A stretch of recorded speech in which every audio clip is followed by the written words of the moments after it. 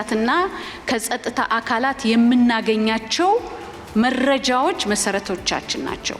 ስለዚህ እነኚህን በምርጫ ክልል በምርጫ ጣቢያ አደራጅተን ከሚመለከታቸው ባለድርሻ አካላት ጋራ የምንወያይበትን ፕሮግራም አሁን ዳታ እየሰበሰብን መረጃ እየሰበሰብን በአብዛኛው ተቀብለናል። ኢራን በአሁኑ ሰዓት በኒውክሌር ጣቢያዎች ላይ የዓለም አቀፍ የአቶሚክ ኃይል ተቆጣጣሪ የለም ስትል መናገሯም ሰምተዋል። የኢራን አቶሚክ ኃይል ድርጅት ኃላፊ መሐመድ ኢስላሚ በሰኔው የእስራኤል ጥቃት አንድም የኒውክሌር ባለሙያ ህይወቱን አላጣም በሚልም ሐሳብም ሰጥተዋል። አንድ ሉዓላዊ ሀገር ለሰላም ሲል መሬቱን አሳልፎ መስጠት አለበት ወይንስ እስከ መጨረሻው የደም ጠብታ መዋጋት? ይህ ጥያቄ አሁን በኪየቭ ቤተ መንግስት ውስጥ እንደ እሳት የሚፋጅ አጀንዳ ሆኗል። ፕሬዝዳንት ዘለንስኪ ይህንን ጉዳይ ቀይ መስመር ሲሉ ጠርተውታል። አዲስ የተወለዱ ህጻናት ሲርባቸው ወይም ሲያማቸው በማልቀስ ስሜታቸውን ይናገራሉ።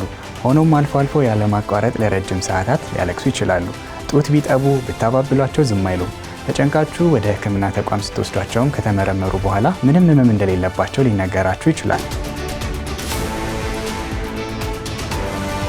ሰላም ጤና ይስጥልን ውድ ተመልካቾቻችን፣ ሀገሬ ዜና ጀምሯል። የተለያዩ የሀገር ውስጥና ዓለም አቀፍ መረጃዎችን ይዘን ቀርበናል። ከመላው ስቱዲዮ ባልደረባዎቼ ጋር አብሬያችሁ ቆይታ የማደርገው እኔ ዳግም ተገኝ ነኝ። በመጀመሪያም አበይት መረጃዎችን አስቀደምን። የኢትዮጵያ ብሔራዊ ምርጫ ቦርድ ሰባተኛውን ሀገራዊ ምርጫ የሚያካሂድበትን የጊዜ ሰሌዳ ይፋ አድርጓል። ምርጫ ለማካሄድ አስቻይ ሁኔታ ያላቸውን የምርጫ ጣቢያዎች ለመለየት ውይይት አካሄዳለሁ ያለው ቦርዱ ከክልል መንግስታትና ከጸጥታ አካላት መረጃዎችን እያሰባሰበ መሆኑንም አስታውቋል። እሱ ባለው ጋሻው የኢትዮጵያ ብሔራዊ ምርጫ ቦርድ ሰባተኛውን ሀገራዊ ምርጫ ለማካሄድ የሚያስችለውን የጊዜ ሰሌዳ ይፋ አድርጓል። በሰሌዳው መሰረትም ምርጫው ግንቦት 24 ቀን 2018 ዓ.ም ይካሄዳል የተባለ ሲሆን ከየካቲት 7 እስከ መጋቢት 7 ቀን 2018 ዓ.ም ድረስ ደግሞ የመራጮች ምዝገባ እንደሚከናወን ሰሌዳው አመላክቷል። የምርጫ እጩዎች ከጥር 1 ቀን እስከ የካቲት 1 ቀን፣ የፓርቲዎች የምርጫ ቅስቀሳ ደግሞ ከጥር 1 ቀን እስከ ግንቦት 19 ቀን ድረስ ሲደረግ ቦርዱ የምርጫውን ውጤት ሰኔ 4 ቀን 2018 ዓ.ም ይፋ ለማድረግ ማቀዱን ነው የጠቆመው። የእጩዎች ምዝገባ በዲጂታል አማራጭ ይካሄዳል ያለው ቦርዱ ወደፊት ይፋ በሚደረጉ የምርጫ ጣቢያዎች ላይ የሚመርጡ መራጮችም በዲጂታል መንገድ እንደሚመዘገቡ ገልጾ በሌሎች ምርጫ ጣቢያዎች ደግሞ መራጮች በአካል በመገኘት ምዝገባ እንዲያከናውኑ እንደሚደረግ ተነግሯል። ቦርዱ ይህንን የጊዜ ሰሌዳ ይፋ ቢያደርግም ከምርጫው መካሄድና ለመካሄድ ጋር የተያዙ ጥያቄዎች ሲነሱ ይደመጣል። መሰል ጥያቄዎች ቢኖሩም ቦርዱ ምርጫውን ለማካሄድ እየሰራ ነው ያሉት የኢትዮጵያ ብሔራዊ ምርጫ ቦርድ ዋና ሰብሳቢ ሜላትወርቅ ኃይሉ የፓርቲዎች እንቅስቃሴም ይህንን የሚያሳይ ነው ብለዋል። በተለያየ ምክንያት ይደረጋል አይደረግም የሚል ነገር ባየሩ ላይ እንደሚወጣ እናያለን። የኢትዮጵያ ብሔራዊ ምርጫ ቦርድ ግን ያለማቋረጥ ያለመታከት ምርጫው እንደሚደረግ ነው የሚናገረው የሚገልጸው። በተግባርም እያሳየ ያለው ይሄንን ነው። ፖለቲካ ፓርቲዎችም በሚኖረን ምክክር ላይ ያላቸው ጥያቄ አስቻይ ሁኔታ አለ የለም እንጂ ምርጫ አይደረግም የሚል ጥቅል ነገር አላቸው ብዬ እኔ አላምንም፣ አልገምትም። እጩዎችን ለመመዝገብ ሲስተም አድሚኒስትሬተሮች ላኩልን ብለን ፓርቲዎችን ስንጠይቅ ወደ 64 ፓርቲ ልኮልናል። ይሄም ያሳየን ፓርቲዎች እጩዎቻቸውን በሲስተም አስተዳዳሪዎቻቸው ለመመዝገብ ያላቸውን ዝግጁነት ነው። በኢትዮጵያ ያለው ነባራዊ ሁኔታ ምርጫ ለማካሄድ አስቻይ ነው ወይ የሚለው ጥያቄም ተያይዞ ይነሳል። ቦርዱም አስቻይ ሁኔታ ባለባቸው የምርጫ ጣቢያዎች ላይ ብቻ ምርጫ አካሂዳለሁ ያለ ሲሆን ይህንን ጉዳይ ከፓርቲዎችና ከሌሎች ባለድርሻ አካላት ጋር እንደሚወያይበት ገልጿል። ምርጫ የሚካሄድባቸውን የምርጫ ጣቢያዎችን የሚለየው ውይይት መቼ ይካሄዳል የሚለው ቦርዱ ይፋ ባደረገው የጊዜ ሰሌዳ ላይ አለመካተቱን አስመልክቶ ጣቢያችን ውይይቱ መቼ ይካሄዳል የሚል ጥያቄ ለቦርዱ አቅርቧል።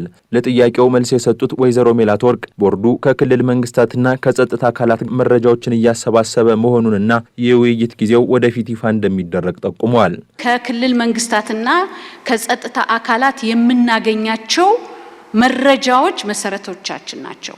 ስለዚህ እነኚህን በምርጫ ክልል በምርጫ ጣቢያ አደራጅተን ከሚመለከታቸው ባለድርሻ አካላት ጋራ የምንወያይበትን ፕሮግራም አሁን ዳታ እየሰበሰብን መረጃ እየሰበሰብን በአብዛኛው ተቀብለናል።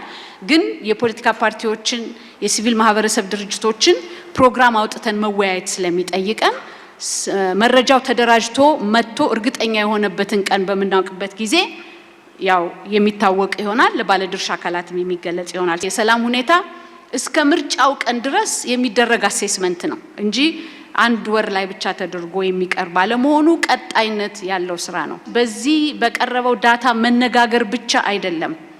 ከዳታው በኋላ መሬት ላይ ወርዶ ቲም አቋቁሞ ሞኒተሪንግ ቲም አቋቁሞ የቦርዱ ተወካዮች፣ የፖለቲካ ፓርቲ ተወካዮች፣ የሲቪል ማህበረሰብ ድርጅቶች ተወካዮች ባሉበት እነኚህ ችግር አለባቸው በሚባሉበትም ቦታዎች እየተዘዋወሩ አስቻይ ሁኔታ አለመኖሩን በጋራ ነው አሴስ የሚደረገው።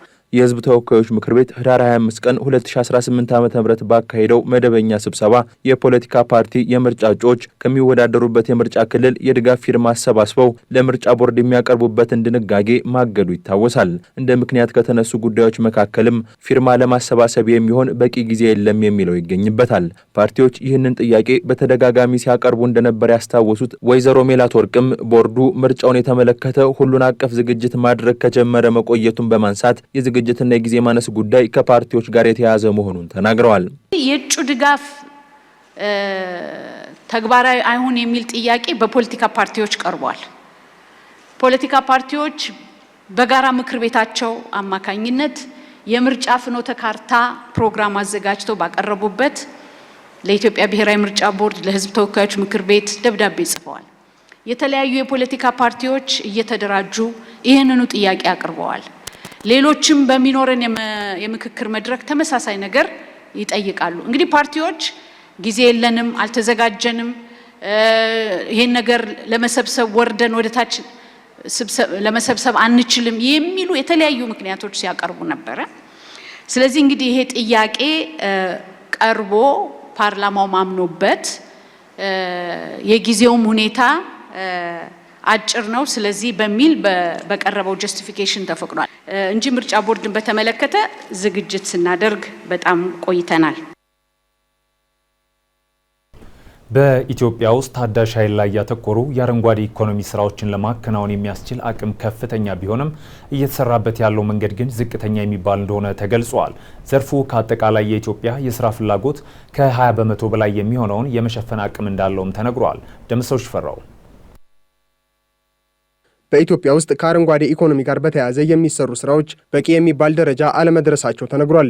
በታዳሽ ኃይል ላይ መሰረታቸውን አድርገው የሚሰሩ የስራ ዘርፎች ለብዙዎች የስራ ዕድል የመፍጠር አቅም እንዳላቸው የገለጹት ትኩረቱን በአረንጓዴ ኢኮኖሚ ላይ አድርጎ የሚሰራው ኤስኤንቪ ፕሮጀክት ማናጀር ወይዘሮ ሄለን ጌታውን ከቅርብ ጊዜ ወዲህ በከተሞች እየተስፋፋ የመጣው የኤሌክትሪክ ተሽከርካሪዎች ላይና ሌሎች መሰል ቴክኖሎጂዎች ከፍተኛ የስራ ፈጠራ ዕድል ያላቸው መሆናቸውን ጠቁመዋል።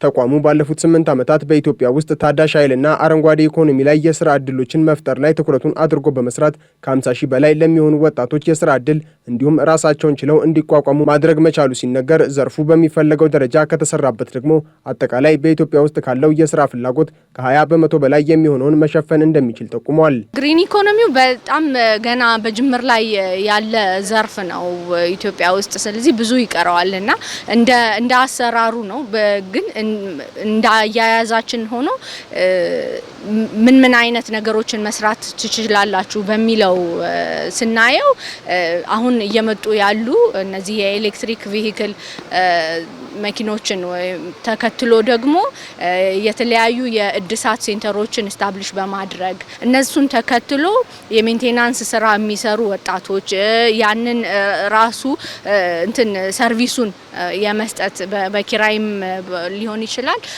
በሽያጭ የመስጠትና ስልጠና የማድረግ ለአርሶ አደሩም ይሁን ለሌሎች ተጠቃሚዎች ስልጠና የመስጠት የስራ እድሎች ሆነው የሚመጡ ዘርፎች ናቸው ብለን ነው የምንጠብቀው። ያንን እንግዲህ በቁጥር ለማስቀመጥ አሁን ቢከብድም ግን በትንሹ በ20% ከምንፈልገው ኤምፕሎይመንት 20% በሚቀጥሉት 2-3 ዓመታት ከቨር ማድረግ ይችላል ብለን እናስባለን። በኢትዮጵያ ውስጥ በዘርፉ እየተሰሩ ያሉ ስራዎች በሚፈለገው ደረጃ እንዳያድጉ ካደረጉ ነገሮች መካከል በማህበረሰቡ በኩል ያለው የግንዛቤ ውስንነት አንደኛው መሆኑ ሲነገር፣ በታዳሽ ኃይል ላይ የተመሰረቱ ቴክኖሎጂዎችና አገልግሎቶች ዋጋ ውድ መሆን፣ የጥገናና የመለዋወጫ ችግሮችም ተጠቃሽ ሆነዋል። ለእነዚህ የስራ ዘርፎችና ቴክኖሎጂዎች የሚሆን በቂ የፋይናንስ አቅርቦት አለመኖርና በፖሊሲ ደረጃ ያለው ድጋፍና ማበረታቻም ውስን በሚባል ደረጃ ላይ መሆኑ የሚጠቀሱ ክፍተቶች መሆናቸውንም ወይዘሮ ሄለን ተናግረዋል። የግሪን ኢኮኖሚ ገና አዲስ ስለሆነ ሰውም ማህበረሰባችንም ገና እውቀቱ በጣም ውሱን ነው። ስለዚህ እነዚህ በግሪን ኢኮኖሚ የሚመጡ ፕሮዳክቶች ብዙ ጊዜ ባህሪያቸው የመጀመሪያ ኢንቨስትመንታቸው ሰፋ ያለ ነው። ከዛ በኋላ ርካሽ እየሆነ እና ለረጅም ጊዜ የሚያገለግል ቢሆንም ስለዚህ ካለማወቅም እንትኑንም የመጀመሪያ ኢንቨስትመንቱም ትልቅ ከመሆኑ አንፃር ገዢ የማግኘት እንትኑ በጣም አሁን ውሱን ነው። ስለዚህ ብዙ ማስተዋወቅ ይጠይቃል። ከዛም በተጨማሪ ደግሞ እንትኖቹ እቃዎቹ ወይም ሰርቪሶቹ ከተገዙ በኋላ ደግሞ የሜንቴናንስ ችግር የእቃ ችግር ያጋጥማቸዋል። ብዙዎቹ እነዚህ ስፔር ፓርት ብለን የምንጠራቸው ኢምፖርት ተደርገው የሚመጡ ስለሆነ እዛ ላይ ችግር እናይባቸዋለን። አንዴ ተገዝተው ቁጭ ሲበላሹ ቁጭ ማለት እንትን ስላለ እሱን በመፍራት ያለ መግዛትም ይታያል። ከዛ ውጪ ቢዝነሶቹ ደግሞ የፋይናንስ ችግር ያጋጥማቸዋል። ፕሮዳክቶቹ አዳዲስ እንደመሆናቸው ለፋይናንሻል ኢንስቲትዩሽኖች ሪስኩን ወስደው ለነዚህ ቢዝነሶች ብድር የማበደር ትሬንዱ ገና አልተለመደም። በመንግስት በኩል ከፋይናንስ አቅርቦት እንዲሁም ከፖሊሲና ከሕግ ማዕቀፍ ጋር በተያያዘ እየተሰሩ ያሉ ስራዎች ያሉ ቢሆንም ከስራ ዕድል ፈጠራና ከቴክኖሎጂ ሽግግር ጋር በተያያዘ ደግሞ የግሉ ዘርፍ ተዋንያን እንዲሁም ባለሀብቶች የበኩላቸውን ድርሻ ሊወጡ ይገባል ሲሉ የስራና ክህሎት ሚኒስቴር ዴኤታው አቶ ሰለሞን ሶካ ተናግረዋል። ቴክኖሎጂዎች እንደዚሁ ታዳሽ ኃይሎችን የሚጠቀሙ እንዲሆኑ ከተማ አካባቢ የሚታዩ ዌስቶች ወይም ቆሻሻዎች ወደ ሪሳይክል ወይም መልሶ አገልግሎት ላይ የማዋል ስራ እንዲሰራ ምቹ ስነ ምህዳር መገንባትን ይፈልጋል። ይህን ስነ ምህዳር ስንገነባ እንግዲህ ብዙ ተዋናዮችን ያካትታል ውስጡ። እነዛ ተዋናዮች ደግሞ አብዛኛውን የግሉ ዘርፍ ናቸው። የግሉ ዘርፍ ደግሞ ከፍተኛ የሆነ የስራ እድል ይፈጥራል ማለት ነው። የግሪን ኢኮኖሚ ፖሊሲ መከተላችን ሌላ አማራጭ የኢኮኖሚ እድገት ወይም ለኢኮኖሚ ልማት የምንጠቀምበት ዘርፍ መረጥን ማለት ነው። ያ ደግሞ የስራ እድል ይፈጥራል። እነዚህን ችግሮች ለማቃለልና በቀጣይነት በዘርፉ ላይ ያሉ ክፍተቶችን በመሙላት በታዳሽ ኃይል ላይ ትኩረት አድርገው የሚሰሩ ኢንተርፕራይዞችን እንዲሁም ግለሰቦችን እንዴት ማበረታታትና መደገፍ ይቻላል በሚል ሀሳብ ላይ ያተኮረ ለ2 ቀናት የሚቆይ ፎረም በአዲስ አበባ ኮንቬንሽን ማዕከል እየተካሄደ ይገኛል። ሀገር አቀፍ የፖሊዮ ክትባት ዘመቻ ሊያስጀምር እንደሆነ የኢትዮጵያ ሕብረተሰብ ጤና ኢንስቲትዩት አስታውቋል። ሀገር አቀፍ ክትባቱን የጸጥታ ችግር አለባቸው በተባሉ ቦታዎች ላይ በተለያየ መንገድ ተደራሽ ለማድረግ መታቀዱም ተነግሯል። ምረት ደግፍ ተጨማሪ አላት።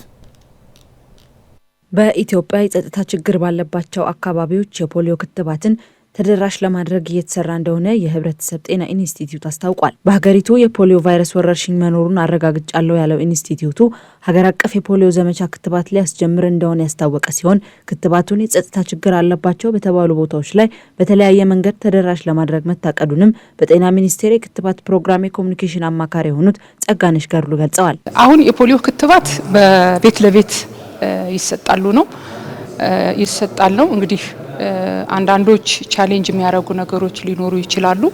እንደዚህ አይነት ችግር ባለባቸው አካባቢዎች አሁን አንዱ ሲነሳ የነበረው የጸጥታው ችግር ነው።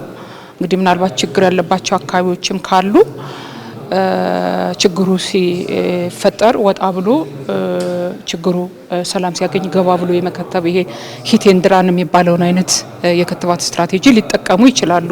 እንደ ኢንስቲትዩቱ ጥቆማ እንደ አውሮፓውያን አቆጣጠር በ2025 በተደረገው የፖሊዮ ቫይረስ ምርመራ 41 ህጻናት ላይ ቫይረሱ መገኘቱ ተረጋግጧል።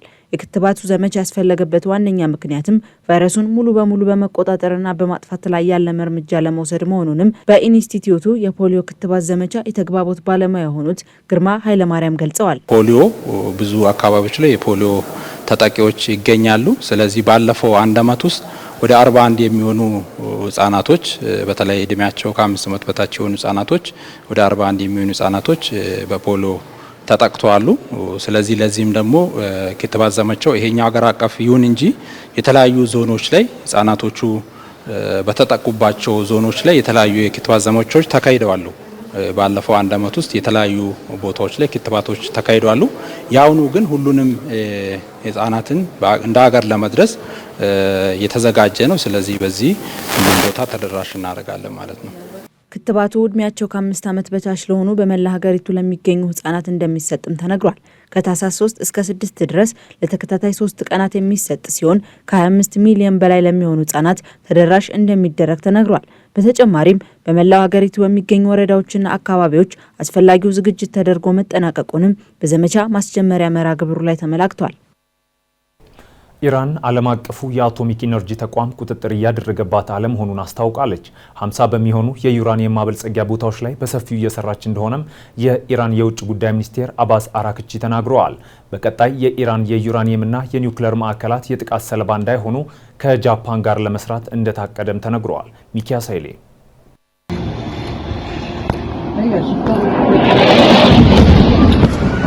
ኢራን በአሁኑ ሰዓት በኒውክሌር ጣቢያዎች ላይ የዓለም አቀፍ የአቶሚክ ኃይል ተቆጣጣሪ የለም ስትል መናገሯም ሰምተዋል። የኢራን አቶሚክ ኃይል ድርጅት ኃላፊ መሐመድ ኢስላሚ በሰኔው የእስራኤል ጥቃት አንድም የኒውክሌር ባለሙያ ሕይወቱን አላጣም በሚልም ሀሳብም ሰጥተዋል። በተለይም የኒውክሌር ሳይንስ ባለሙያዎችና ተመራማሪዎች አልተገደሉብንም ሲሉም ተናግረዋል። ለምሳሌነትም የአንድ ፕሮፌሰርን በማንሳት ለኢራን የኒውክሌር ፕሮግራም ከ500 በላይ የጥናት ጽሑፎችን መጻፋቸው በማንሳት ኢራን የባለሙያ እጥረት እንደሌለባት ተናግረው በነበረው ጦርነት ባለሙያዎች እንዳልሞተም አስረድተዋል። መሐመድ ኢስላሚ እንደሚሉት በሰኔው የአሜሪካና እስራኤል ጥቃት የኒውክሌር ጣቢያዎቻቸው ላይ እዚህ ግባ የማይባል ጉዳት እንደደረሰባቸውን ተናግረዋል። ኢራን አሁን ላይ ከ50 የሚበልጡ የኒውክሌር ኢንዱስትሪ ማስፋፊያ ቦታዎች ላይ ስራዎችን እየሰራች እንዳለችም አብራርተዋል። በሚደረጉ ማስፋፊያ ስራዎችም ሆኑ በቀደሙት ተቋማት ላይ የዓለም አቀፉ የአቶሚክ ኢነርጂ ምንም አይነት ምርመራ ያደረገ አለመሆኑን አስታውቀዋል። እስራኤል በወቅቱ የኢራን ኒውክሌር ሳይንቲስቶች ኢላማ አድርጋለሁ ማለት አይዘነጋም። በሰኔ የ12 ቀናት ጦርነት አሜሪካና እስራኤል በቴሄራን ላይ ከባድ ጥቃትና ውድመት ማድረሳቸውን በተደጋጋሚ ይገልጻሉ።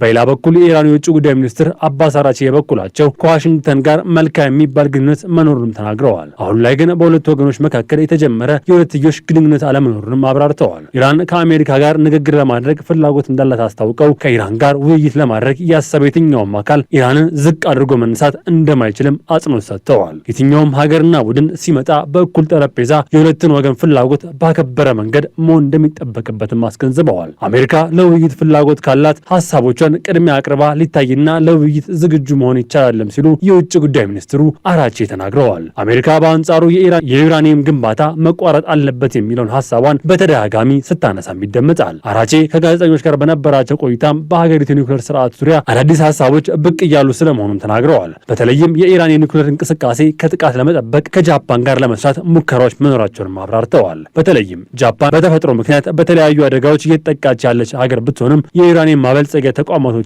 ከአደጋ ተከላክላ ማለፍ መቻሏን በማንሳት የጃፓን ልምድ ወደ ኢራን ለማምጣት እንደሚሰራም ተናግረዋል። ከጃፓን ጋር ጠንካራ ስራዎች እንደሚሰሩ ተስፋ እንዳላቸው ተናግረው በተለይም በጤናው ዘርፍ አካባቢውን ከመጠበቅና በኒውክሌር ቴክኖሎጂ ዘርፍ በጋራ ለመስራት ሀሳብ እንዳለም አብራርተዋል። ጃፓን እንደ አውሮፓውያን አቆጣጠር ከ1945 የሂሮሺማና ነጋሳኪ ጥቃት አንስቶ እስከ 2011 ዓ.ም የፉኩሺማ አደጋ ድረስ በርካታ ጉዳቶችን ያስተናገደች መሆኗ ሰፊ ልምድ እንዲኖራት አድርጓልም ብለዋል። በተለይም በቴክኒክ ጉዳዮች ላይ ያላትን አቅም ለብዙ ሀገራት ልምድ መሆን የሚችል ነው ሲሉ ተናግረዋል። አራቼ በሰኔ ወር ከእስራኤል ጋር በነበረው ጦርነት ብዙ ተምረናልን ብለዋል። በእስራኤል በኢራን ኒውክሌር ስርዓት ላይ ከባድ ጥቃት አድርሳለች ሲሉም ተናግረዋል። እስራኤልና አሜሪካ ዓለም አቀፍ ሕግን መጣሳቸውን አስታውሰው ይህን ጥቃት ሲያደርጉም የዓለም አቀፉን አቶሚክ ኢነርጂ ድርጅትን ታከው የሌላ ሀገርን ድንበር ጥሰው ጥቃት አድርሰዋልም ሲሉ ተናግረዋል። እስራኤልና ኢራን የመጪው ፈረንጆቹ አዲስ ዓመት ዳግም ጦርነት ሊገቡ ይችላሉ በሚል ስጋት እንዳለም እየተነገረ ይገኛል ሲል መህር ኒውስ ዘግበዋል። እስራኤል በኢራን በኩል የሚነሳ ስጋት እንዳለባት እየተነገረ ባለበት በዚህ ሰዓት በኢራን እንደሚደገፍ የሚነገርለት ሂዝቦላ አለበት የምትለውን ቦታ ሁሉ ማደባየትና ጥቃት ማድረሷን ቀጥላለች። ትናንት ሰኞ ህዳር 29 ቀን ምሽት አካባቢ ላይ ባደረገችው ጥቃትም በደቡባዊ ሊባኖስ ጥቃቶች ስለመከፈታቸው እየተነገረ ይገኛል። በርካታ አየር ላይ ጥቃቶች እንደተፈጸሙ የሊባኖስ የመንግስት ሚዲያዎች መዘገባቸውን አልጀዚራ ጽፈዋል። በሂዝቦላና በእስራኤል በእስራኤል መካከል የተደረሱ ስምምነቶች ቢኖሩም የእስራኤል መከላከያ የተደረሰውን የተኩስ አቁም ስምምነት በመጣስ በርካታ ጥቃቶችን ስለማድረሱም እየተናገረ ይገኛል። የእስራኤል ጦር ባደረሰው በርካታ የአየር ላይ ጥቃቶች 4 የሚሆኑ አካባቢዎች ላይ የአየር ጥቃትም አድርሰዋል። ለአራቱ መንደሮች ጥቃት በርካታ ተኩስ ስለመፈጸማቸውም ተብራርተዋል። በእስራኤል በኩል ስለ ጥቃቱ በአፋጣኝ የሆነ መረጃ ባይሰጥም ከሰዓታት በኋላ የእስራኤል መከላከያ ሚኒስትር በትዊተር ገጹ ባሰራጨው መልእክትም ጥቃቱ ሂዝቦላ ላይ ያነጣጠረ ስለመሆኑም ጽፈዋል። የተመቱ አካባቢዎች የሂዝቦላ ማሰልጠኛ ቦታዎች እንዲሁም የልዩ ኃይል ማሰልጠኛ ቦታዎች ያነጣጠረ ጥቃት ስለመሆናቸውም አስታውቀዋል። በአካባቢው የነበሩ ህንፃዎች ጭምር የጥቃቱ ሰለባ መሆናቸው የእስራኤል መከላከያ ሚኒስትር ከመናገር አልተቆጠበም። እስራኤልና ሊባኖስ ባለፈው ሳምንት የሲቪል እንዲሁም የፖለቲካ መሪዎችን ያካተተ ውይይት ማካሄዳቸው ይታወሳል። በዚህ ውይይት ላይ በሁለቱ ሀገራት መካከል ያሉ ግጭቶችና ጥቃቶች ሊበርዱ ይችላሉ የሚል ተስፋ ቢኖርም አሁንም ጥቃቶች አለመቆማቸው እየተነገረ ይገኛል። በተለይ በእስራኤል በኩል የሚደረጉ ጥቃቶች ተጠናክረው ስለመቀጠላቸው እየተነገረም ይገኛል። የሊባኖስ ፕሬዝዳንት ጆሴፍ ኦውን ባለፈው አርብ እንዳሉት ከእስራኤል ጋር ድርድር ተጀምሯል። ከዚህ በኋላ ወደ ሊባኖስ የሚተኮስ ሚሳኤልና ሰው አልባ አውሮፕላን አይመጣም ቢሉም በደቡባዊ ሊባኖስ የጦር አውድማ መሆኗ ግን አልቀረም ሲል አልጀዚራ ዘግበዋል። የሩሲያ ኃይሎች በዩክሬን ዶንቴስክና ሱሚ ግዛቶች ላይ በፈጸሙት መጠነ ሰፊ ጥቃት የ4 ሰዎች ሕይወት ሲያልፍ 12 ሰዎች መቁሰላቸውን የዩክሬን ባለስልጣናት አስታውቀዋል። በሌላ በኩል ዩክሬን በሩሲያ ቁጥጥር ስር በምትገኘው ዛፖሪዥያ ላይ ባደረሰችው የድሮን ጥቃት የኤሌክትሪክ አገልግሎት መስተጓጎል ተፈጥሯል። በዚህም ሳቢያ አየር ማረፊያዎች አገልግሎት ለማቋረጥ ተገደዋል። ተጨማሪ አለን።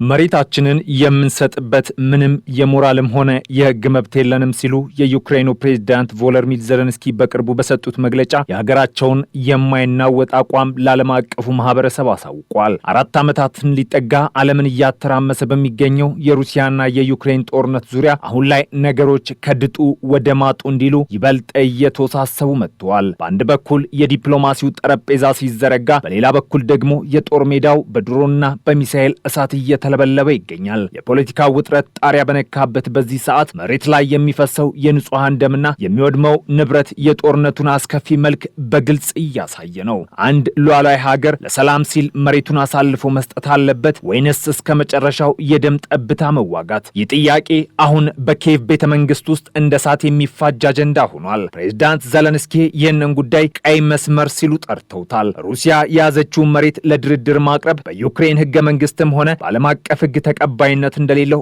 በግልጽ አስቀምጠዋል። ግዛቶችን አሳልፈን እንደምንሰጥ ታስባላችሁ? በዩክሬን ህግ፣ በህገ መንግስታችንና በዓለም አቀፍ ህግ መሰረት ይህንን ለማድረግ ምንም አይነት ህጋዊ መብት የለንም። ይህ ብቻ አይደለም፣ ምንም አይነት የሞራል መብትም የለንም በማለት ነበር የተናገሩት። ነገሩ ገደል እንጂ ሜዳ የለም እንደተባለው ነው። ሩሲያ በበኩሏ የተያዙ ግዛቶች የሩሲያ አካል እንደሆኑና ዩክሬን ይህንን ካልተቀበለች ሰላም እንደማይታሰብ እየገለጸች ነው። በሁለቱ ወገኖች መካከል ያለው ልዩነት ሰማይና ምድርን ያህል እየራቀ መጥቷል። አሜሪካ ነገሮችን ለማለዘብና መሃል ላይ ለመገኘት ብትሞክርም እስካሁን ድረስ ውሃ ቅዳ ውሃ መልስ ከመሆን ያለፈ ውጤት አልታየም። ለአሜሪካውያን ስምምነት የሚለው ቃል ቀላል ቢመስልም ለዩክሬናውያን ግን የህልውና ጉዳይ ሆኗል። አንድ ለጉዳዩ ቅርብ የሆነ ከፍተኛ ባለስልጣን እንደገለጸው በድርድር ውስጥ በጣም አስቸጋሪውና አንገት ለአንገት የሚያስይዘው ጉዳይ ይኸው የግዛት ጉዳይ ነው።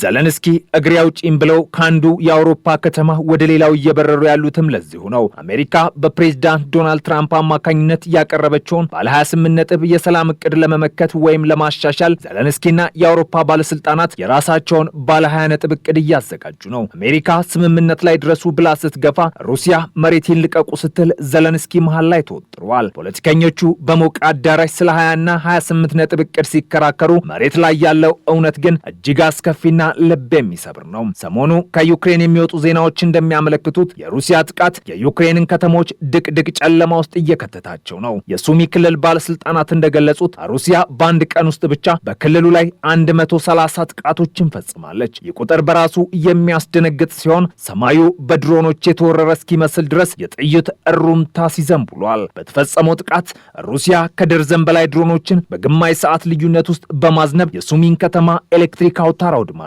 በዚህ ምክንያት ከተማዋ ሙሉ በሙሉ በጨለማ ተውጣለች። በዚህ ጥቃት ብቻ በሱሚ ክልል ክልል 12 ሰዎች ሲቆስሉ በዶንቴስክ ደግሞ 4 ሰዎች ሕይወታቸውን አጥተዋል። የሞት ቁጥር በዚህ ብቻ አላበቃም። በካርኪቭ ከተማ በተፈጸመው ጥቃት የሟቾች ቁጥር ወደ 5 ከፍ ብሏል። በስታሪሳልቲቭ መንደር አንድ ተጨማሪ ሰው ሕይወቱ ማለፉን ተከትሎ ሐዘኑ እየከበደ መጥቷል። ጦርነት የወለደው መቅሰፍት እንዲሉ የሩሲያ ኃይሎች በድሮን በመታገዝ የመኖሪያ ሕንፃዎችና መሰረተ ልማቶችን ኢላማ ማድረጋቸውን ቀጥለዋል። በሌላ በኩል ዩክሬንም እጅ ሰጥታ አልተቀመጠችም። የዩክሬን ኃይሎች በሩሲያ ቁጥጥር ስር በምትገኘው ዛፖሬዥያ ላይ የድሮን ጥቃት በመሰንዘር አጸፋውን መልሰዋል። የሞስኮ ተሿሚ የሆኑት የቬን ባልቲስኪ እንደገለጹት የዩክሬን ድሮኖች የኤሌክትሪክ ማስተላለፊያ መስመሮችን በመምታታቸው ወደ 12,000 የሚጠጉ ሰዎች በጨለማ ውስጥ እንዲቀሩ ሆነዋል። ምንም እንኳን የጥገና ሰራተኞች ሌት ተቀን ቢለፉም ሰኞ ምሽት ላይ ወደ 8,000 የሚጠጉ ነዋሪዎች አሁንም መብራት አላገኙም። ይህ የሚያሳየው ጦርነቱ በወታደሮች መካከል ብቻ ሳይሆን በመሰረተ ልማት ላይ ያነጣጠረ የኢኮኖሚ ውድመት ጦርነትም መሆኑ ነው።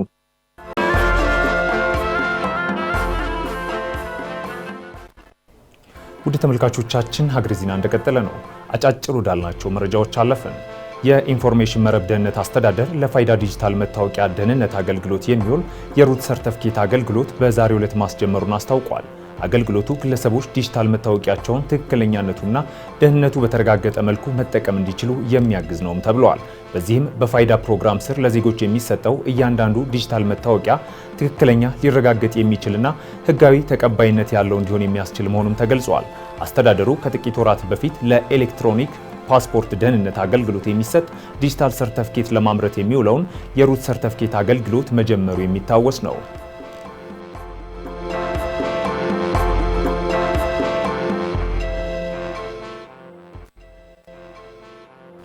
ዲሞክራሲያዊ ስምረት ትግራይ ስምረት ህጋዊ የክልላዊ ፖለቲካ ፓርቲነት ማረጋገጫ የምስክር ወረቀት ከብሔራዊ ምርጫ ቦርድ አገኘ።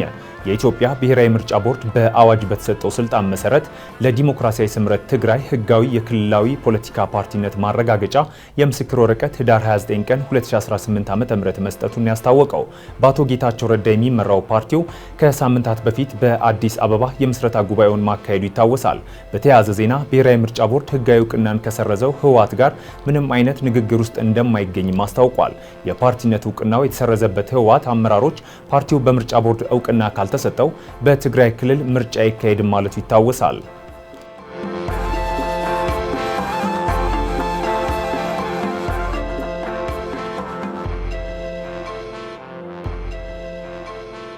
በጎንደር ከተማ ተጥሎ የነበረው የሰዓት እላፊ ገደብ መነሳቱን የጎንደር ከተማ አስተዳደር ፖሊስ መምሪያ አስታውቋል።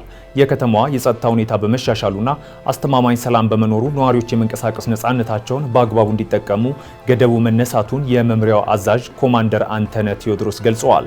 የምሽት አገልግሎት የሚሰጡ ባለሶስት እግር ተሽከርካሪዎችን ጨምሮ ተሽከርካሪዎች 24 ሰዓት መንቀሳቀስ እንደሚችሉ ያነሱት አዛዡ በመጪው ጥር ወር ለሚከበረው የጥምቀት በዓል የሚመጡ እንግዶችን ለመቀበል ከወዲሁ ዝግጅት እየተደረገ መሆኑንም ተናግረዋል።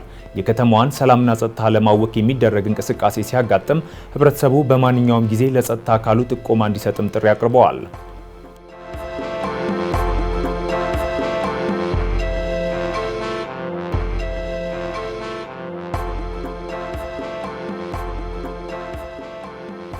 ከሀገር ማዶ ያገኘናቸው መረጃዎች አለፍን። ዲሞክራቲክ ሪፐብሊክ ኮንጎ ሩዋንዳ የሰላም ስምምነቱን ጥሳለች ስትል መክሰሷ ተሰምቷል። ሁለቱ ሀገራት ከወራት በፊት በአሜሪካው ፕሬዝዳንት ዶናልድ ትራምፕ አደራዳሪነት የሰላም ስምምነት አድርጎ የነበረ ቢሆንም ሩዋንዳ ስምምነቱን በመጣስ በደቡባዊው የኮንጎ ግዛት ላይ ጥቃት ፈጽማለች ሲሉ የኮንጎ ፕሬዝዳንት ፌሊክስ ሴሽኬዲ ተናግረዋል። የበርካታ ሀገራትን ቀልብ በመሳብ ድጋፍና ሙገሳ አግኝቶ የነበረው የሁለቱ ሀገራት ስምምነት በአጭር ጊዜ ውስጥ መፍረሱን ያመላከተው የአልጀዚራ ዘገባ ሩዋንዳ አሁንም ቢሆን ኤም23ን በመደገፍ ላይ እንደምትገኝ አትቷል። ይሁን እንጂ በጉዳዩ ላይ ሩዋንዳ እስካሁን ምንም አይነት ማስተባበያ አለመስጠቷን ተነግሯል።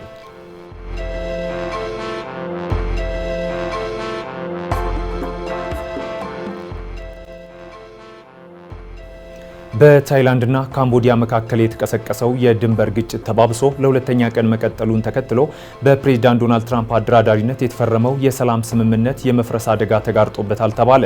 አሜሪካ ተኩስ እንዲቆም ያቀረበችውን ጥሪ ወደ ጎን በመተው በሮኬትና ድሮን ታግዞ በተስፋፋው በዚሁ ግጭት እስካሁን ቢያንስ 8 ሰዎች ሲገደሉ 400 ሺህ የሚጠጉ ዜጎች ከመኖሪያቸው ተፈናቅለዋል። የታይላንድ የውጭ ጉዳይ ሚኒስትር ሲሃስክ እንደተናገሩት ሉዓላዊነታችንና ግዛታዊ አንድነታችን ደህንነቱ እስካልተረጋገጠ ድረስ ወታደራዊ እርምጃ ይቀጥላል በማለት ግጭቱ ሊባባስ እንደሚችል ጠቁመዋል። ይህም ከሐምሌ ወር ወዲህ በ800 ኪሎ ሜትር የድንበር ርዝመት ላይ የተከሰተ የከፋ ግጭትም ሆኗል። የትራምፕ አስተዳደር በጥቅምት ወር ያስፈረመው ስምምነት ጦርነትን ለማስቆም ያለመ ቢሆንም አሁን መሬት ላይ ያለው እውነታ ግን ወደ ሙሉ ጦርነት እያመራ መሆኑን ያሳያል።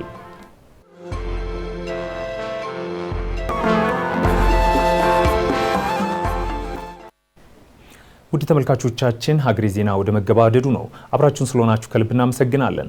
ጨቅላ ህጻናት ሲርባቸው ወይም ሲያማቸው በማልቀስ ስሜታቸውን ይናገራሉ። ሆኖም አልፎ አልፎ ያለማቋረጥ ለረጅም ሰዓት ሊያለቅሱም ይችላሉ። ይህ ልምድ ይሆናል የሚለው የዛሬው የጤና አዳም ጥንቅራችን ነው። ወደዚያው እንለፍ።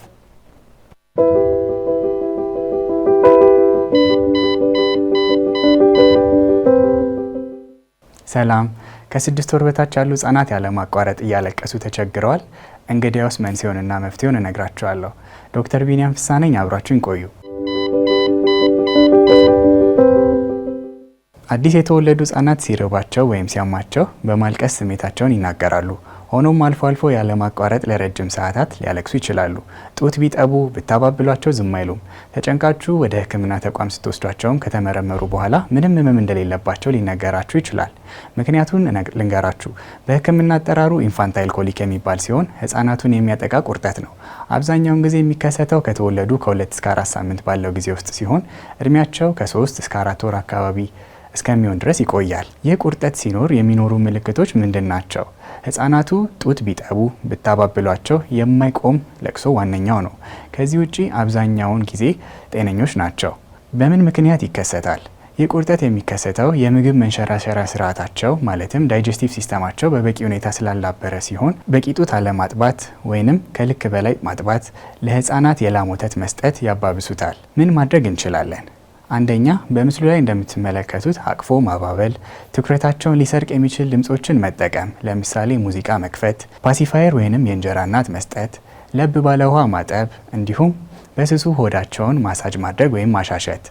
ከዚህ በተጨማሪ ልብስ አለመደራረብ ወይንም ስስ ልብስ ማልበስ፣ ጡት ሲጠቡ ቀና አድርጎ ማጥባት እና ሲጨርሱ እስኪያገሱ ድረስ ቀና አድርጎ መጠበቅ። ዝም እንዲሉ ብሎ ከልክ በላይ አለማጥባት፣ የላም ወተት አለመጠቀም ይጠቀሳሉ። በመጨረሻም ህጻናት ያለማቋረጥ ሲያለቅሱ ያስጨንቃል። ሆኖም ይህ ጤነኛ በሆኑ ህጻናት ላይ የሚከሰት ቁርጠት ከ3 እስከ 4 ወር ባለው ጊዜ ውስጥ የሚቆም ሲሆን ከዛ ያለፈ ጉዳት በህጻናቱ ላይ አያመጣም።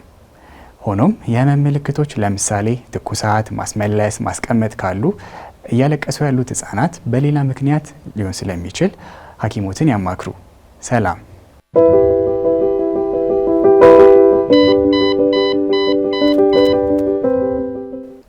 ብዙ ጊዜ የመኪና ባለቤቶች ከሚያነሷቸው ቅሬታዎች መካከል የመኪና ጎማ ወጪዎች ናቸው። የጎማ ወጪ ለመቀነስና የተሽከርካሪ ጎማ መበላትን ለመከላከል ተገቢውን ጥንቃቄዎች ማድረግ እንደሚገባም ይነገራል። በጉዳዩ ላይ ተጨማሪውን የአውቶሞቲቭ ባለሙያ አዘጋጅቶልናል። ተከታትለን እንመለስ።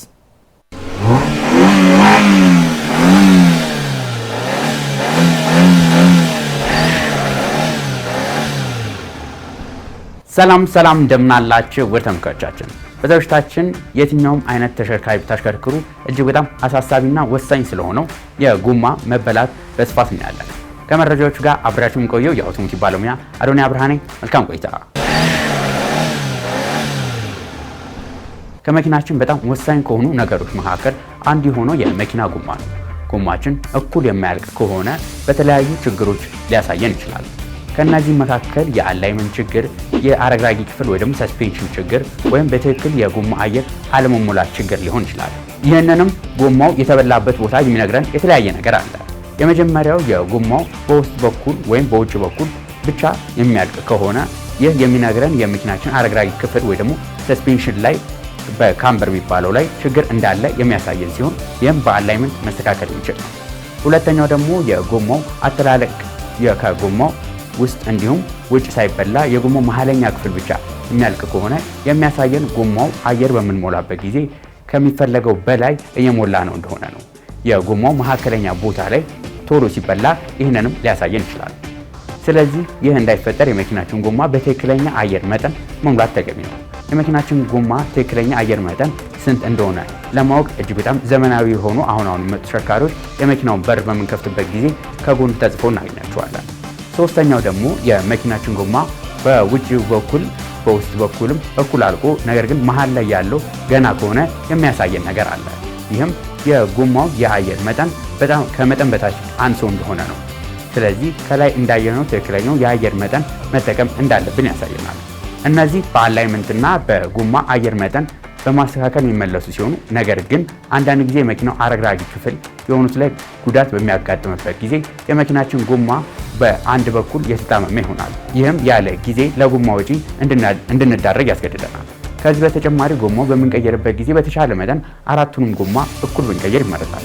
ሌላኛው ደግሞ መኪናችን ሰርቪስ በምናደርግበት ጊዜ አራቱንም ጎማ ቦታ ብናቀያየራቸው ተመራጭ ነው። በተለይ ፎንቹ ድራይቭ የሆኑ ተሽከርካሪዎች ላይ የመኪናችን የፊተኛው ጎማ የሚነዳው የፊተኛውን ጎማዎች በመሆኑ ለመዞርም ያንን ጎማ ስለሚጠቀም ወደ ፊተኛው ጎማ የተሻለ ጤንነት ያለው ጎማ መጠቀም ይኖርብናል። ይህ ለመኪናው ጤና ብቻ ሳይሆን ለመኪናችን ደህንነትም ይጠብቅልን ስለሆነ ስለዚህ እነዚህ እና ሌሎችንም ጥንቃቄ ማድረግ ይኖርብናል። ለዛሬ ይዤላችሁ የቀረቡት መረጃ ይህን ይመስል ነበር። በቀጣይ ሌሎች ከመኪና ጋር በተገናኙ መረጃዎች እስከምንገናኝ ድረስ መልካም ሁሉ ተመኘው።